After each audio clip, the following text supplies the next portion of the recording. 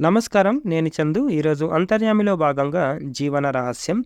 రేపటి రోజున సంతోషం పొంచి ఉందన్న ఆశతో మనం జీవించాలి. అదే జీవన రహస్యం.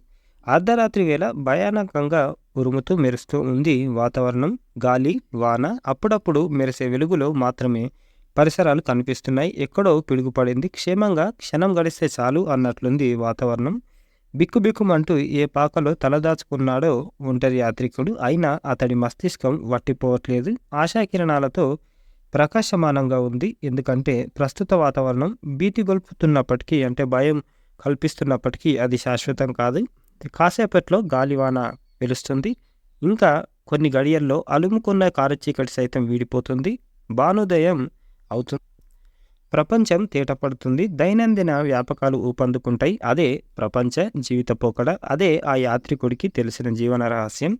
కష్టాలు ఆవరించి ఉన్న మనిషి ఆశతో జీవించాలి. మనకు అనువైన మంచి రోజు తప్పక వస్తుంది. ఎన్నడూ దైన్యాన్ని ఆశ్రయించకూడదు. ధైర్యాన్ని కోల్పోకూడదు. మానవ జీవితం ఎవరికి పుట్టుకతోనే పూలపాన్పు కాదు. తల్లి కడుపులో పిండంగా ఏకాంతవాసం అనుభవించాక జీవికి విడుదల లభిస్తుంది. బయటి ప్రపంచంలోకి అడుగిడుతాడు. పంజరం వీడిన పక్షిలా. అయితే ఇక అంతా సుఖమే అనుకోవడానికి లేదు. ఎప్పటి కష్టాలు అప్పటివి. అయితే ఏ కష్టము శాశ్వతం కాదు. ఏ సుఖము ఉండిపోయేది కాదు. అవన్నీ కదిలిపోయే మేఘాలు అన్నారు పెద్దలు. మేఘం సూర్యుని కప్పివేసినప్పుడు వెలుగు తగ్గుతుంది. అయితేనేం చల్లని నీడ ఆవరిస్తుంది. ఆ నీడలోనూ పగటి వెలుగు నిక్షిప్తమై ఉంటుంది. మనిషికి కష్టకాలంలోనూ సుఖానుభవం ఉంటుంది. అయితే మనసుకు దుఃఖం ముసుగు తగిలించడం వల్ల సుఖానుభవాన్ని గుర్తించి ఆస్వాదించలేకపోతున్నాడు మనిషి. లోకంలో ప్రతిదీ ఒక్కో జీవితం. అందరి జీవితాలు ఒకేలాగా ఉండవు. కడకు ఒకే కాన్పులో పుట్టిన కవలల బతుకులు సైతం ఒకేలా ఉండవు. కొందరికి ఆగర్భ సంపద, మరికొందరికి డబ్బుల కటకట. ఏ ఒక్కటి ఎవరు ఏరి కోరి ఎంచుకున్న స్థితి కాదు.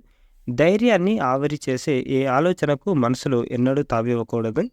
కొందరికి నవ్వుతూ బతకడం ఇష్టం. ఎప్పుడు నవ్వుతూ కనిపించేవారు లోపల వైఫల్యాల కొలిమిని దాచుకొని ఉండొచ్చు. హాసజీవనం వారి శైలి. అది ప్రకృతి సిద్ధంగా అలవడిన జీవన రీతి. ఒక దీపం మరొక దీపాన్ని వెలిగించినట్లు నవ్వుతూ బతికేవారు తోటివారి పెదాలపై నవ్వుల పువ్వులు పూయించగలరు. తాము తాము ఉంటూ సన్నిహితుల ఉనికిని నందనవనం చేయగలరు. మనిషి ఎంచుకొని జీవించే విధానాల్లో అత్యుత్తమైనది నవ్వుతూ బతకడం. స్వభావరీత్యా అది అంత సులభం కాకపోతే ప్రయత్నంతో పెదవులపై ఓ చిరు దరహాసాన్ని సదా ధరించడం వల్ల లోకం అతడితో స్నేహం చేస్తుంది. ఆనందాల పంట అంది వస్తుంది. రేపేమిటో తెలియదు. అయినా అంతా మంచే జరుగుతుందని ఎందుకు భావించకూడదు? రేపటి రోజున అపూర్వ ఆనంద నందనంగా భావించి ఈ తరుణంలో హాయిగా ఎందుకు బతికేయకూడదు? అలా చేయడం వల్ల జీవితం హాయిగా కొనసాగుతుంది. అదే ఎందరో విజేతలు ఆచరించి చూపిన జీవన రహస్యం. అలా అనుసరించి మన జీవితాలను సైతం ధన్యం చేసుకుందాం అని గోపాలుని రఘుపతిరావు గారు రాసిన అంతర్యామిది. ఇదన్నమాట. నిరాశ నిస్పృహలకు పోకుండా ఈరోజు కాకపోతే రేపన్న జీవితం బాగుంటుంది అని ఆశాభావంతో బతకాలి. అప్పుడు మన జీవితం బాగుంటుంది. ఇది ఈరోజుకు సంబంధించిన అంతర్యామి. లైక్ చేయండి, షేర్ చేయండి, సబ్స్క్రైబ్ చేయండి. Thank you. ధన్యవాదాలు.